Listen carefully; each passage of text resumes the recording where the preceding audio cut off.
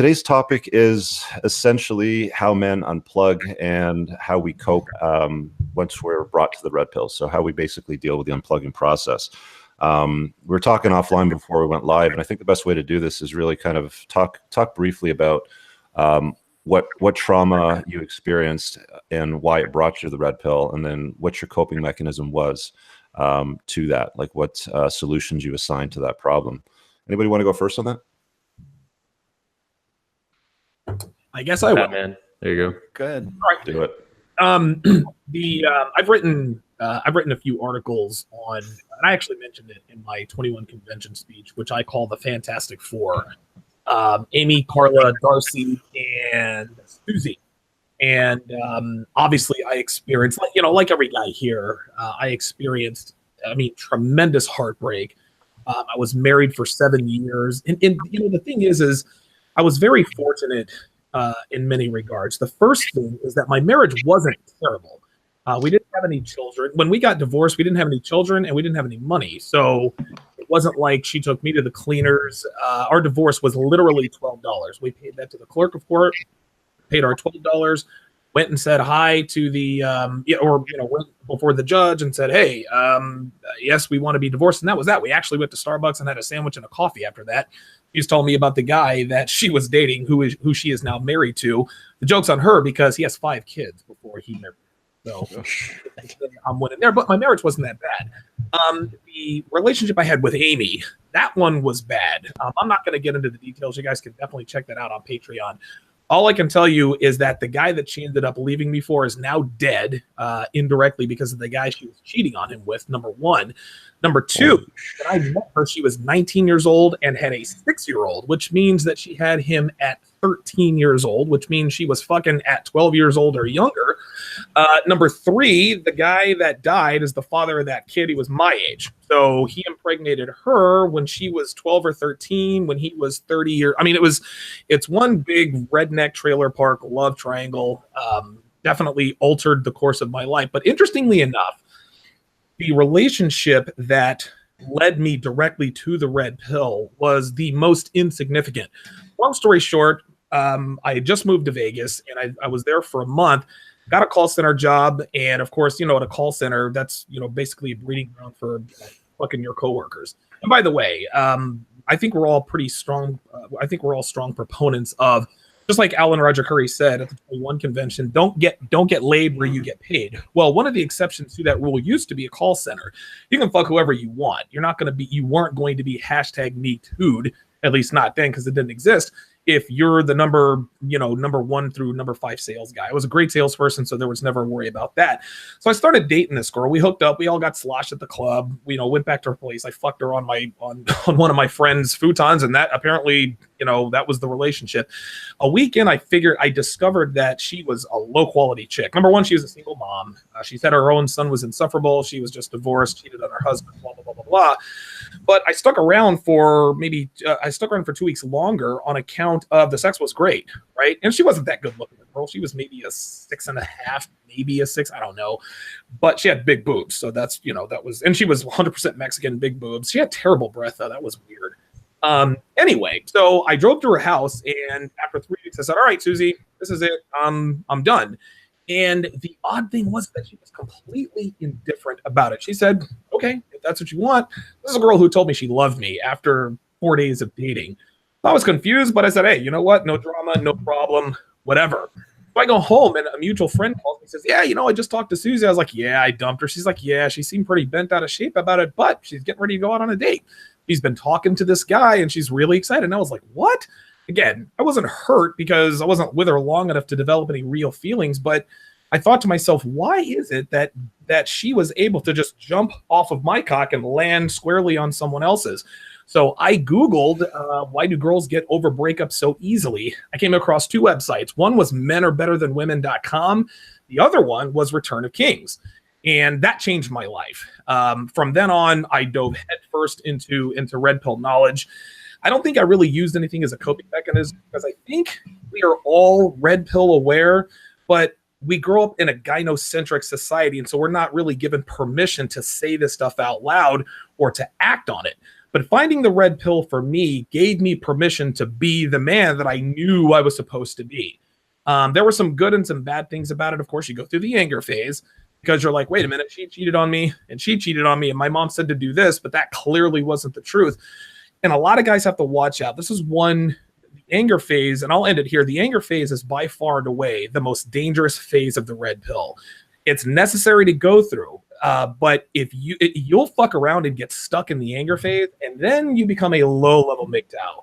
Then you become, then you're sort of a mouthpiece for never ever mess with women. The juice isn't worth the squeeze and all that. And just like Rollo says, the juice isn't worth the squeeze. Fair enough, but you still want the juice. And I realize, okay, you know what? I still want the juice. How can I get what I want and need out of girls, which is easy sex, without them taking their pound of flesh from me? So you learn game. Of course, one thing led to another, and I probably reached the pinnacle of my playerdom. What is it, 2018 now? Probably 2014, 2015. I was making more money than I'd ever made in my life thanks to real estate. I was living in a ridiculously expensive Vegas high-rise. Well, if you're familiar with the Soho, right out there on the Vegas Strip. I owned 3 cars, one of which was a fully loaded Audi A5. I had a Jeep. It was, dude, I'm sticking my dick in everything with fake tits. And so that was a really good life. And then I just kind of grew out of it. You know, I decided that, and I use this analogy all the time. Ray Lewis famously said, when it comes to my salary, Sundays you get for free, right? Football player Ray Lewis. But what you're paying me for is Monday through Saturday, the OTAs, the walkthroughs, the 2-a-days, the practices, the voluntary workouts. And so I never got tired of sticking my dick in new vaginas, but I wasn't willing to make the sacrifices and put in the time and effort necessary to go out and fuck new chicks. So I'm in that phase of my life now and decided to start a podcast, and here I am today. Cool story. Actually, a lot of that story is in your 21 convention talk from last month. So that'll be on Anthony's channel in the future, or you can subscribe to his 21 University and get access to it now. Anthony. Hell yeah. What's your story, dude? Like, was it Medusa or? No, I guess I have a very long rolling story. So I found the pickup community at age 17. Just turned 17 when I found it. And that was the beginning of going from blue pillish to purple pill. And that then stuck around in my life for a long time. I didn't end up finding the red pill officially. Like, I found Rollo's blog in 2015, but I didn't get more formally involved, obviously, until 2016 and 2017. So even though with that, though, I mean, the Medusa story is on YouTube. You guys can check that out. Just go to YouTube, type in Marrying Medusa. That was a very red pilling experience in itself. But kind of like Donovan, that marriage and that relationship was, it was a private marriage. It wasn't legal marriage. So I got lucky in a lot of ways. I walked out pretty scot-free. No STDs, no children, didn't lose any money, nothing like that. It could have gone a lot worse. It could have been violence, could have been, false rape accusations, could have been children, could have been stuck with her in my life for the rest of my life. So on that note, I'm very thankful that I walked out of that very horrifying BPD cluster B experience alive and well. Right after that experience, though, my focus was the personality disorders. That I figured out pretty quick that there's something very, very wrong with her. And so that took up my focus right off the bat for the few months after that ended in early 2016. But so that speech and that experience actually led me to an attendee, Nicholas Cloud, at the event, the Under 21 convention we had that year in Orlando. He watched the speech and he was stunned because he had been following the convention for a couple of years and he didn't even know that me and her had split up at that time. So right after the speech, he was like, "Hey man, I got to introduce you to this red pill, Rollo Tomasi stuff. I'll send you an email." And he seemed like a really sharp dude. I was like, "Yeah, just shoot me. I'm really busy right now at the event, but in a week, shoot me an email. I'll be happy to look it over." And he sent me a really good email. It was very well put together. He detailed out exactly what he thought I should read, which blog posts on Rollo's site, as well as like the red pill from other guys, stuff like that. And when I found Rollo's book and the red pill itself, the community that I had seen before, like bits and pieces, because I'd linked to some of our YouTube videos, it hit me what they were doing. Like, it hit me like a ton of bricks, especially with Rollo's work. So I would say my red pilling experience was a combination of interacting with the pickup community for so many years, both like in the field, going out, approaching thousands of women and seeing all the screwy shit they do, in bars and clubs, as well as like fuck buddies and stuff. Then I got a hyperdose of that with a very toxic, dark triad, crazy hooker who I accidentally, unknowingly married in Vegas. And then giving a speech on that led me to being introduced. So I wasn't actively searching for it. I was still focused on personality disorders at that time. But being introduced to Rollo's work on the red pill. And I really liked, so I Rolo for a while I think claimed that it was a Medusa who red pill me, and that was definitely an influence, like a kick in the ass. But really, it was his work that I thought was so well put together and well written and very detailed. People criticize him for going on too long with these essays and writing too much stuff. I loved it. I thought it was like really well put together, and the way he writes, I guess some people don't like it, but I think it's fantastic. So it was the way he put his arguments together and the red pill community itself that I thought was very positive. In spite of all the, you know, spurgy shit and guys trolling each other and shit like that, I thought it was just fucking badass right off the start. And so that was it was a combination of like, you know, the experiences and going out, approaching thousands of women, the Medusa crap, that like hyper intense, very toxic experience, and then finding the red pill itself and finding Rolo's work and seeing the totality of my experience with women, putting it all together and then seeing it laid out in concepts like that, concepts and stories and essays and everything like that. And that led me to you guys. That led me to more and more speakers that now I keep putting together into the event and incorporating as fast as I can into the world's ultimate event for men that you guys are all basically a part of in one way or another. Cool. Let's hand it off to Jonathan in Tokyo. I mean, you know, you're a Western dude. You ended up in Tokyo. What was it? I'm interested to know how John came, how he unplugged. Well, you know, I was raised by a single mom, and I was raised by an all women atmosphere. So it was absolute, utter fucking chaos. It was physical abuse, there was emotional abuse, and the biggest thing for me was I never met my dad. And my mom sat me down when I was 15, and she's like, "Look, your dad just died." And I was like, I don't care. I never met the guy. I just want to go back to playing video games. And for me, the red pill was like, it was kind of thrown in my face because I'd seen that like there can be in certain situations, just happened to me. I'm not saying all women are like this, but there can be dark animalistic situations that you can observe through abusive situations with women. And you really, really see the true nature. So when you're growing up in that kind of atmosphere, you know, you really see this.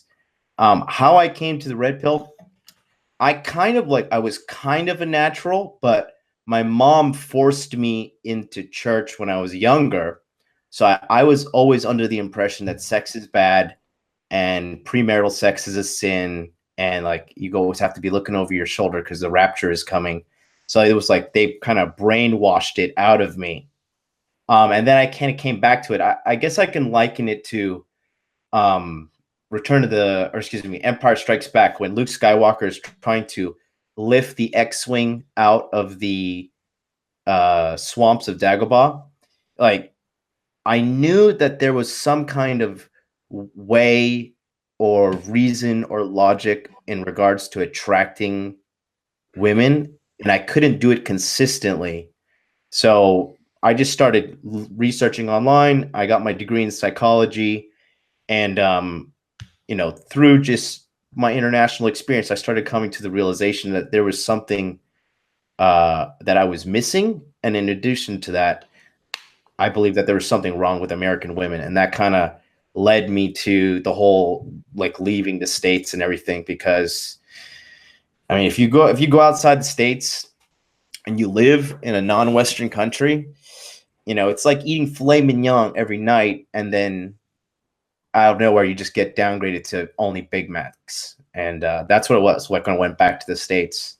So my red pill journey was a little weird, but I was kind of thrown into it from childhood, and then I kind of refined it through the blogs, and eventually took me to just leaving the States and seeking greener pastures, to having fun days at Tokyo Disney. Awesome. Let's get Ryan Stone. We'll call him King. I like that, actually. I might just change Ryan King. Change it, man. Ryan King.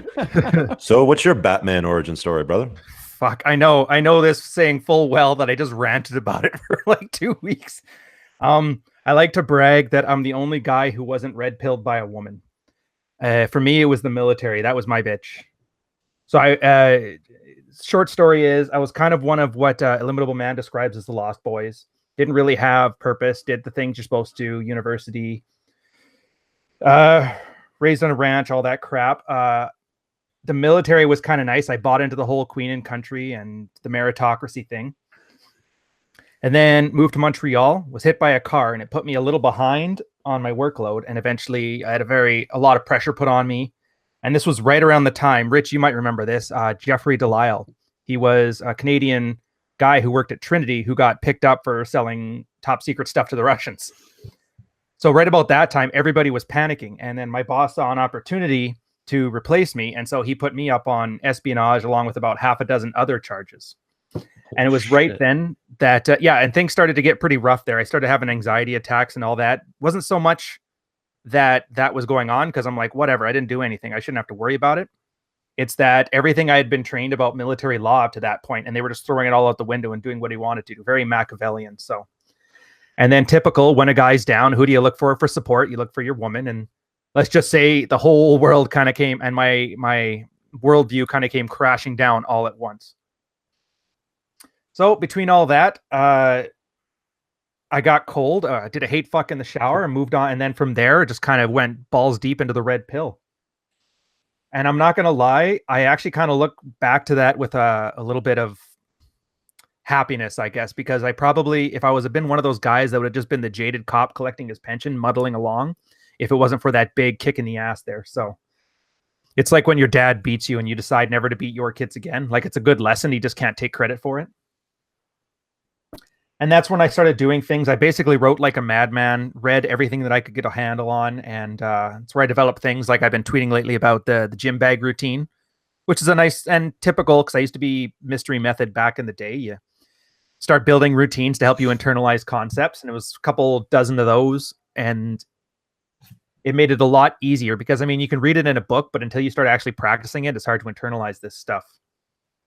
And then people just kept asking me to do more and more. I wrote so much on the Married Red Pill, they asked me to moderate there. And then the Red Pill subreddit asked me to moderate there. And then Rollo and Anthony asked me to come on the 21 convention last year. And the podcast here, I guess it was just, the hobby started blowing up. So it was really, really nice.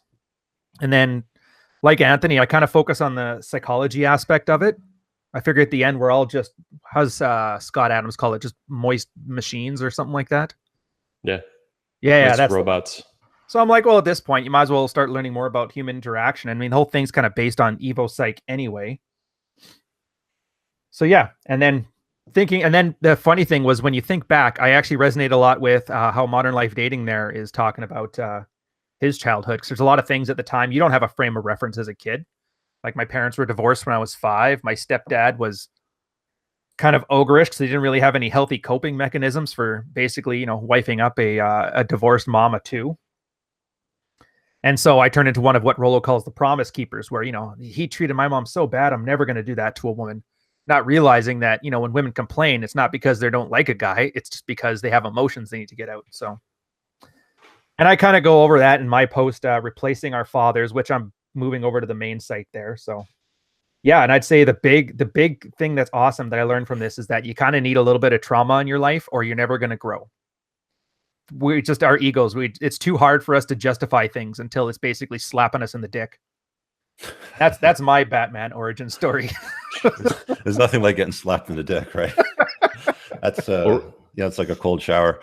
Rollo, what's your Batman origin story that brought you to the Red Pill? As if I need to tell this one again. I never had like a point of unplugging per se. I had sort of little incidents throughout my life when I was younger. On from being, everybody thinks, oh, well, Rollo, he's been this alpha guy. He's done everything right, his whole life, and that's why he knows all this shit. It's like, no. The reason that I write what I do is because I got everything wrong.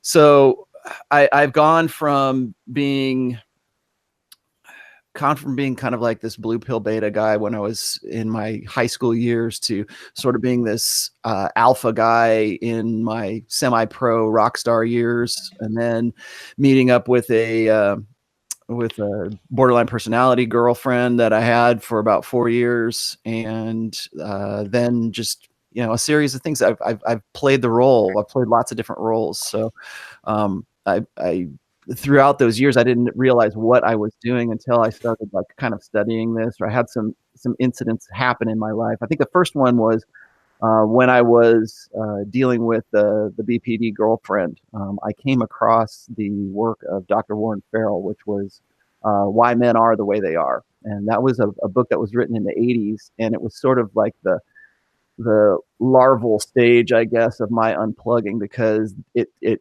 revealed things to me that I didn't really understand at that time. And now in hindsight, I can just see how controlling like the feminine imperative was through the late 80s and through all of the 90s. I always say that the 90s were the apex of the control factor of the feminine imperative. Like all this shit was coming to a head, but nobody knew about it because we didn't have the internet and we didn't have forums and we didn't have the manosphere and we didn't have alt fast seduction or any of this pickup artist stuff. In fact, the only time you would see somebody trying to tell you how to get girls would be in the back of a Hustler magazine, where it would say, "Hey guys, are you lonely? Let me look, here's how to pick up chicks," and it was one of these kind of sleazy books that you would read in the back of a magazine. You have to send $20 in to get it.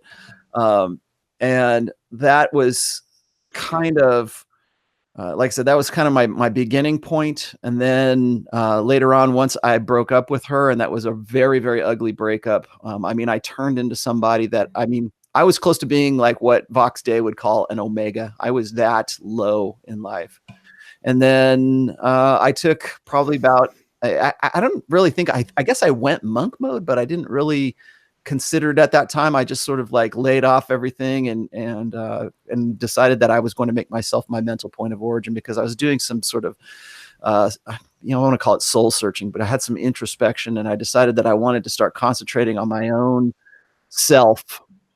And so is my audio getting muffled, guys? Can you hear me okay? Earlier it was. It's good now though. Yeah, I know. It's just I gotta get a new mic. It's this unidirectional mic. Anyways, so then what happened was, I met my wife and things changed a little bit. She expected me to be alpha, and it was really kind of a shock to my system, because I finally met a woman that expected me to be dominant. Because up to that point, all the women that I'd ever met were, well, we're going to be equal. We're going to be equal players in this relationship. You need to be more supportive. And I was done with that shit, man. I think I had like 3 LTRs before I met my wife. And in each one of those LTRs, I had been the most supportive member of. I had to be the perfect boyfriend. I had to be the guy that she would want to marry when it was time for her to actually decide that she was going to be married. And then I didn't really realize it at that time, but like that almost put me in what I call the category of being a beta in waiting. It's like, okay, now she's done fucking other guys, so I guess it's my turn. I'm up to bat finally, Score. Yeah, exactly, right? And then so I was like, fuck this. And then so I decided at that time, like right after, I think it was probably about 5 months after I'd broken up with my BPD, I was going to go off and finish up my college, and I just basically decided to get my shit together and start making myself my mental point of origin. And anybody who's read my books and you understand what enlightened self-interest is and why that's important to me, that's where I kind of came to terms with mental point of origin, because I had realized through that introspection that I had been making women the focus of my life. And I don't mean that in a sexual sense. Yes, I wanted to get laid a lot, right? But beyond just getting laid, it was I had realized that I had been taught and had been conditioned to think that womankind needed to be up here, it needed to be above me, and I had to sort of be supportive because I had some sort of patriarchal duty to check myself and to be as supportive and as perfect a boyfriend as I possibly could, or a good potential husband. And then I ran into Mrs. Tomasi, and then she expected me to play a more conventional, more traditional gender role, because her father was very, very, very dominant and a very, very much an alpha, to this day, very, very much alpha. And she expected me to, like, told Rich this before, she expected me to drive the car. She handed me the keys of her own car and said, you know what, you need to drive. You need to be the one that's in control here. And she didn't say those words to me, but she did that with her actions. It was the medium is the message. And the medium for her was handing me the keys to her car, saying, you're driving this car. You're driving my car. And so that changed me quite a bit. And then of course, I would say if there was one incident that really changed me up was when my brother-in-law hung himself. And that was if I had a red pill moment, I think that was my red pill moment. I was listening to Tom Likas and sort of getting into kind of what he was talking about way back when he had a terrestrial radio show, like back in 2000, 2001. And so I was kind of getting into that. And then I was also the moderator for a forum called So Suave. I don't know if it's still around, and it's still actually a pretty solid forum, I think. And so I was there, and then that was what made me decide to double major in behavioral psychology. And I would have probably majored in evolutionary psychology, but they didn't offer it back then. They didn't offer evolutionary psychology, at least at UNR, the school I was going to. So I did behavioral because it seemed like it was more nuts and bolts. And so I stuck with that, and I started seeing, behavior patterns in, behavioral conditioning between, men and women. I started asking these questions, and people didn't like the questions that I was asking. And that led me to being who I am right now, as far as my blog and my books and everything else. But if I had a point of unplugging, it was when my brother-in-law decided to put a noose around his neck. And then the problem is I was seeing it, a lot of the stuff that I was learning, and I was sort of, the dots I was connecting, I was seeing this in real time and, live happen right in front of my eyes, where this guy who I had knew, for probably 4 or 5 years beforehand, put a noose around his neck and hung himself because he got zeroed out. And, his wife decided that she was going to trade up, and, all the sacrifice and all of the, doing the right thing that he had done for so very long, all that was just basically tossed out the window. And he was probably the most graphic example of a guy who had gotten zeroed out. And so when I talked about that, when I kind of raged about that's when even just women who didn't even know who my sister-in-law would come to her defense. It was like the sisterhood uber alles is what I call it. But it's like women, like I would be talking about this because you're supposed to talk about your feelings, right? And so I'm talking about this shit, and women are coming to the defense of my sister-in-law, the now widow of this guy. And it blew my mind. It blew my mind that people like that women would take the side of a woman who they didn't even know. And that was really the catalyst, I think, for all that. I wanted to just do one real quick thing here. I have a post, and I can't say this is an original post because it's really not, but I think that a lot of guys, and pretty much everybody who's shared their story right here, and I'll get off of here in a second, but there's 5 stages of unplugging that people go through, and I'll post this chat here in just a second, but they're basically the 5 stages of grief. Okay. And it's denial, anger, bargaining, depression, acceptance. And then I always say that there is a 6th one, which is sort of jaded, like guys get jaded. That's when you sort of lean over into the MGTOW side of things. But, first part is denial. Okay. So if you're still plugged in, you kind of tell yourself, these game guys are a bunch of clowns. There's no way this is going to work on women. Women are stupid. What a bunch of misogynists these guys are. And then you get into the anger phase, which I think a lot of guys get stuck in. Right. So that's post red pill. This is like post unplugging. And this is the guys will tell themselves, this is ridiculous. Why should I have to jump through these hoops for women? I just want to be myself. Why couldn't I have been a natural alpha? I blame my parents, my siblings, my teacher, God, liberals, feminists, media, society, whoever else. So there's this anger phase where you're angry at having wasted so much time. Yes. You go into the bargaining phase. I don't think we talk about enough about the bargaining phase of unplugging here, because you're basically with these stages. They're basically the stages of grief, and the stages of grief came into being because it helped people deal with death, or that helped them deal with like their own death. Like if they know that they've got like a terminal illness, these are the stages that they go through. Or if somebody died this morning. Yeah. And so what you're mourning at this stage is you're mourning your beta self. You're mourning your old blue pill self. And so all that shit that you used to live for, all that's dead now. And so you still have to go through these stages. And so you get into the bargaining stage, right? And the bargaining stage is, well, maybe this does have some good points, but forget the hot girls. They're going to be way out of my league. I'll just give it a try. If it can help me, with the basic plain Jane girl, then I'm okay with that. Do I have to wear the fuzzy hat and the black nail polish? And then there's the fourth step, which is depression. Guys kind of go into a depression. They get nihilistic about things. So it's the bitter taste of the red pill. It's like wow, women really respond to this puffed up act. And guys spend big bucks on it and wind up with more ass than a toilet seat. And I just joined up for this. You know, the world is sad, and so am I. It's like they can't believe that game and that the red pill is actually what it claims to be.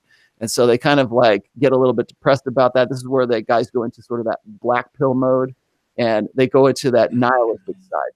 But the good news is that after that step is acceptance. Okay. And that is, you become more game aware. Okay. So the guys would tell themselves, maybe this is the way things really work.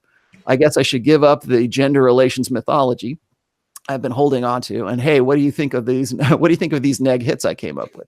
This is when guys get into actually working game and actually using it and actually practicing it, because it is something that they've finally accepted, and they've decided that they're going to internalize it and they're going to make it part of themselves. And I think that that's probably the most important part of unplugging, because guys will think that it's an act. They'll think, oh, I got to act this way. It's like, no, you have to be that. You have to be the red pill. You have to make red pill awareness your reflexive response to things. And I think that's a really tough stage for guys to get to, because they think of it in terms of like pickup artistry. They think of it, well, I got to learn these scripts and these routines, and then when I get into a relationship, then I can let my hair down, and then I can be comfortable, and then I can do all this other shit that I really want to, because I still really, really want the blue pill to be true, right? But you can't do that. You have to be the red pill. I know it sounds really zen, but you have to internalize this stuff and have to make it part of your reflexive responses. Now, finally, there's the jaded part. And this is where you kind of get over into the MGTOW side of things, which is fuck learning all these rules. Sex isn't worth it, and women aren't that fun anyways, right? And the last thing I want to do is learn these routines because you still think of it as an act. Or the 5 stages of pickup. There's way too many websites, too much to read. I can't remember it all, much less sort it out. And who has the time to go through all this and chat women up anyways? It's not like it's not like I see any women under 40 at my work anyways, at my engineering job to practice on. It's basically sort of this giving up or giving in. And I think that is something that you need to guard against. A lot of guys go straight from that anger phase to the jaded phase, and they never really go through bargaining, depression, or acceptance. So I just want to throw that out there, because there are, if for people who are in, understand that you probably, if you're newly unplugged, if you're a noob, you're going to go through these phases. And it's good when you get to the acceptance part. It's good when you get into the internalization part, because that's where you make your real steps forward. You value your dick over your ego. Yeah. Real quick, and we always talk about not getting stuck in the anger phase. Don't get it twisted, guys. It's not easy not to get stuck in the anger phase. So I just want to make sure that guys know and understand that what we talk about here, we understand it's not easy, but that's why it's worth it. Yeah. Steve, what's your origin story? What brought you to the red pill? Oh, you're muted. Yeah. Unmute.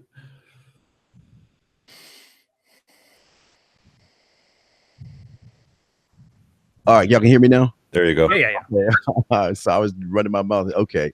Well, I was what you call a blind natural with the world is flat thinking. See, I always wanted to be like my dad. And if you ever watch like Fox News, you'll see him, Ted Williams, he's an asshole. And that's where I get my ego from. And he always taught me the value of my last name. That's what he taught me, but he never taught me about the world, and he never taught me about women. So when I grew up in a time where there was no internet or no Facebook. So if you wanted to talk to a girl, you had to walk up to her. I like you. Do you like me? Check the box, yes or no type bullshit. But yeah, but even though I was blind to women, I was blind to the real world, but I still had a little bit of something to me, but I didn't know what it was. I mean, I would talk to girls. I'd go over their house, they unbutton my shirt. I get scared and I run off. I was naked with this older chick in the bed, and I was so scared I couldn't get my dick hard. I mean, I'm honest. I mean, I had those moments because I was doing something, but I didn't know what I was doing until I had my unplugged moment where I met my mentor. My mentor was this guy that he was like larger than life. The girls would bring him McDonald's and Burger King. He was like the center of a soap opera. And the thing that happened was, as a youngster, we always asked him, can you please show us what we need to know? And what he did was the most amazing thing that he ever did was he pulled us aside one day. Again, he called us all kind of motherfuckers. He treated us like shit. But what he did was he pulled us together and he said, who wants money? And all of us kids, we rose our hand and we like, yeah, we want money. So what he did was he pulled out a handful of nickels, quarters, and dimes. And he threw that shit on the floor, on the concrete. And he just stood there. And whoever went down there, he told those guys to stand over there. And whoever didn't, he said, you guys get the fuck out of my face. And everybody's like, why? What are you talking about? He said, to you guys, when I said money, you think about the dollars, the fives, the tens, and the 20s. But that penny is a penny more than you have in your bank account.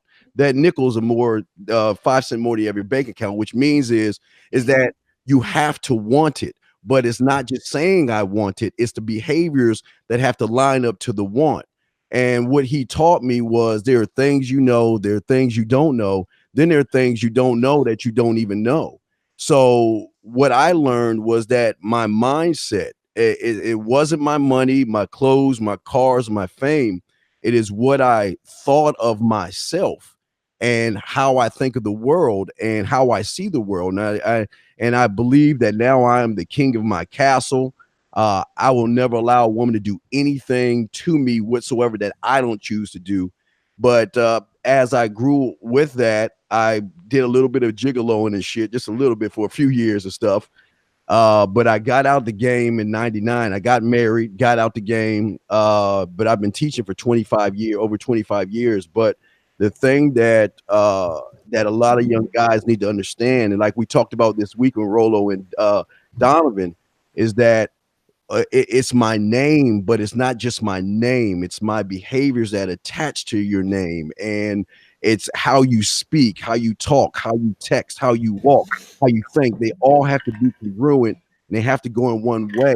And once you can start to see that, like Rolo, you were saying, there's going to be times where you're going to be upset, mad, confused, and all those other things. But what happens is that once you can get around that storm, you can be the light in that darkness that can not only lead yourself to be stronger, but you can lead those around you.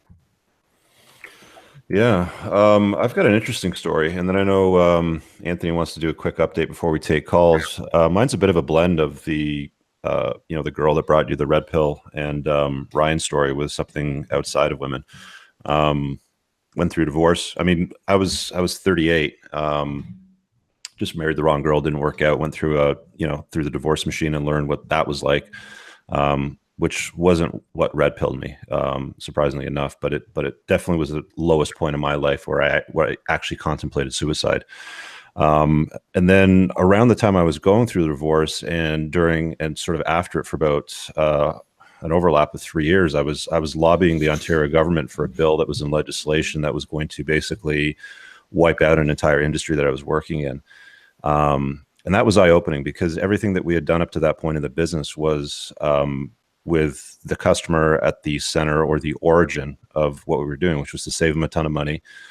They'd have an advocate that would get them the best deal possible, and they'd start clean fresh without a bankruptcy. It was always really good, and fortunately, it still is.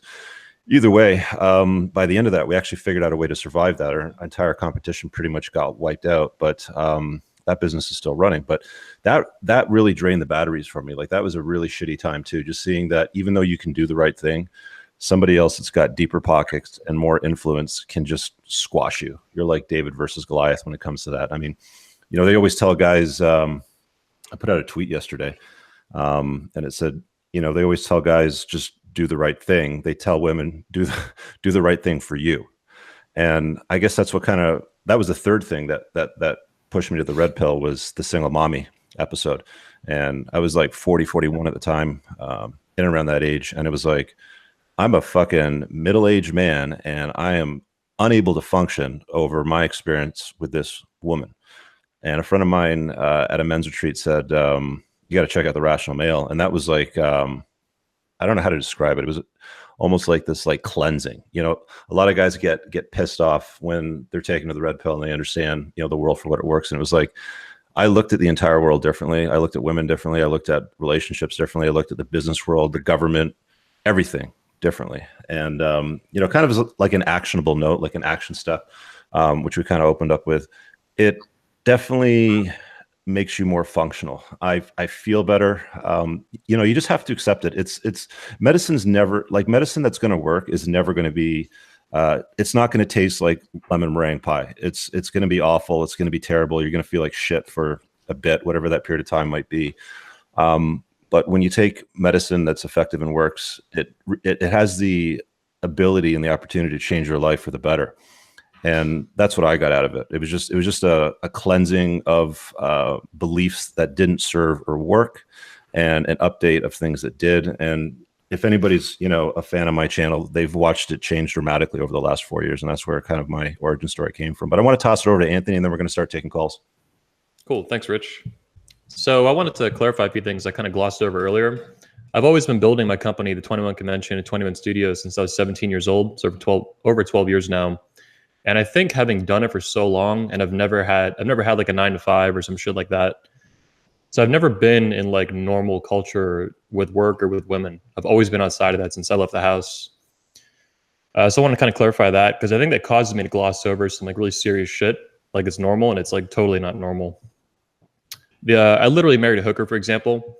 And I think when I say that, people think it's like an insult or a derogatory statement. It's not. As you guys all know, it's like a literal statement. She was an escort. And for most guys, when they hear that, they're like, holy fucking shit. For this group, that's like par for the course. But I want to clarify that. Also, kind of like Ryan, had a really violent, fucked up, chaotic childhood. That was so bad that I don't even talk about it still, even at 30. Something I'm still kind of like working through, trying to understand, talking to speakers about it too for coaching and stuff. And that's something that I really haven't shared even at the convention over the years.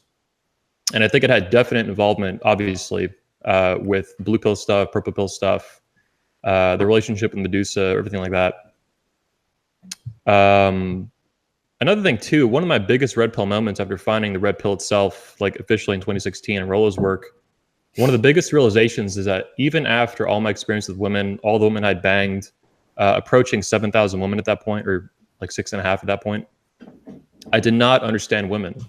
So I'd spent all these years, at that point, almost 10 years, understanding pickup, understanding how to get laid, but it hit me in the face, deadpan, that I did not understand women. And so finding Rollo's work in the Red Pill helped me start revising and reviewing years and years and years of experience, whether it was in the toxic relationship with Medusa. That was a very odd combination of events, kind of like my childhood.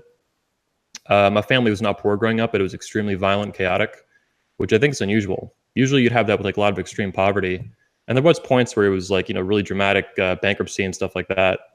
But for the most part, we had a lot of money growing up, but then a lot of like really serious emotional personality disorder, like level issues.